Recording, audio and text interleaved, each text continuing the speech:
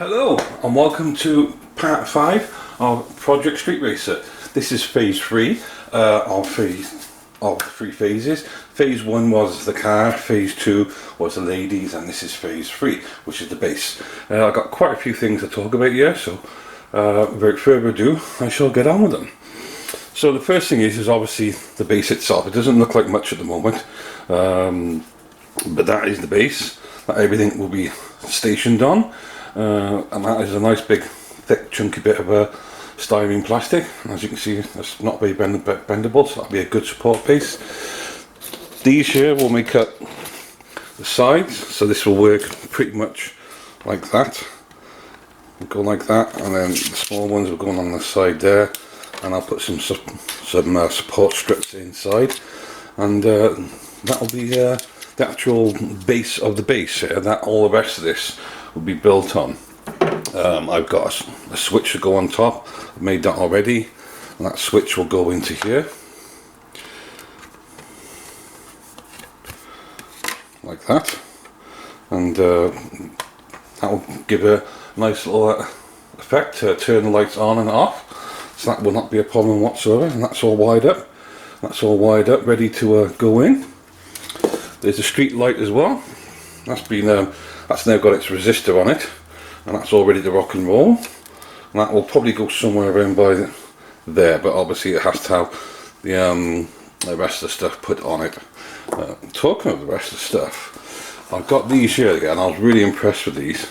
I really like these. This is like old-fashioned Victorian cobblestones they are for a railway scene.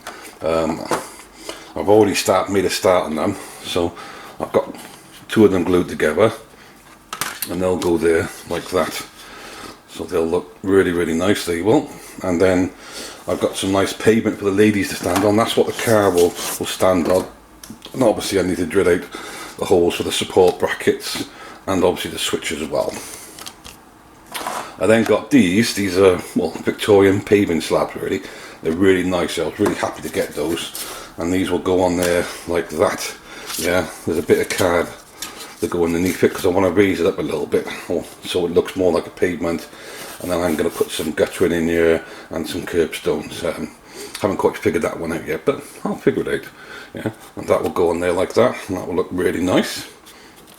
And then I have a retaining wall, which is also from a railway set, and that will sit on there like that. And that's pretty much how it will look. Yeah. It's a bit rough at the moment, but once everything's been painted, glued and put into place, it will look absolutely fantastic. If I just put this down, so you'll have to use your imagination a little bit here. So the switch will go by here. The car will be sat there, the ladies will be on here, the flag waver will be over here, and then I'll have all notice boards, billboards on the back wall with one for Jazz Bar, one for Purple Door, one for Spiders, Bad Wolf Gaming, and some other ones that I've written down but I can't remember at the moment. And then I'm going to spray all this with some nice Tamiya fine spray, and then these will be the 2 main colours that will go onto it. And then Mr. Colour top coat with UV protection, really important that, UV protection. That will stop it from yellowing and aging rapidly. That's what a lot of people don't do. They don't put UV protection on their models. So this will help to protect it and keep it looking good for years to come. Of course, I've got other electronics to put on that. They're all packed away at the moment because I don't like to have them lying around too much. But to go into that as well, I've got the battery case to go in there, and obviously the other wiring looms and so on and so forth. Once I put all this together, I'll then be detailing it. And I got all these from Bad Wolf Gaming yesterday. If you haven't seen those boys, go and see them. It's a great place. They're awesome. They really are. Yeah.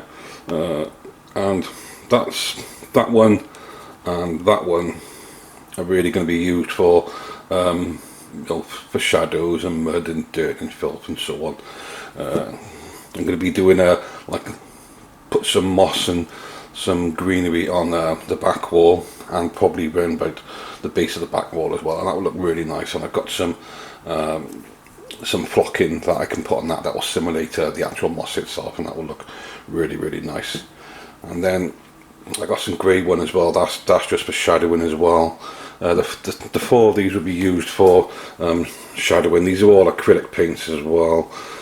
You can put acrylic paints on top of lacquer paints, which isn't a problem whatsoever, but you can't put lacquer paints on top of acrylics. It will just strip it right off. But what I've discovered is acrylic paints are really, really good for shadowing, detailing and highlighting, which is exactly what I want these for, because I'll be doing a lot of detailing and highlighting, not only on the back wall but also on the pavement and on the road, and when I put the moss and other stuff in there as well, and obviously the signposts that go in there, they'll all go in there as well.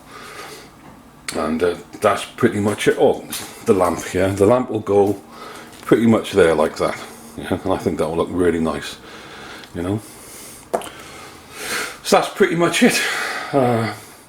Next time you'll see this is probably when it's all primed and most of it is glued down and I've got the base made.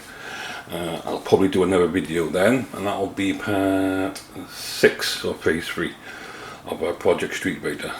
So until then, have a nice weekend, take care, and please feel free to comment. Bye now.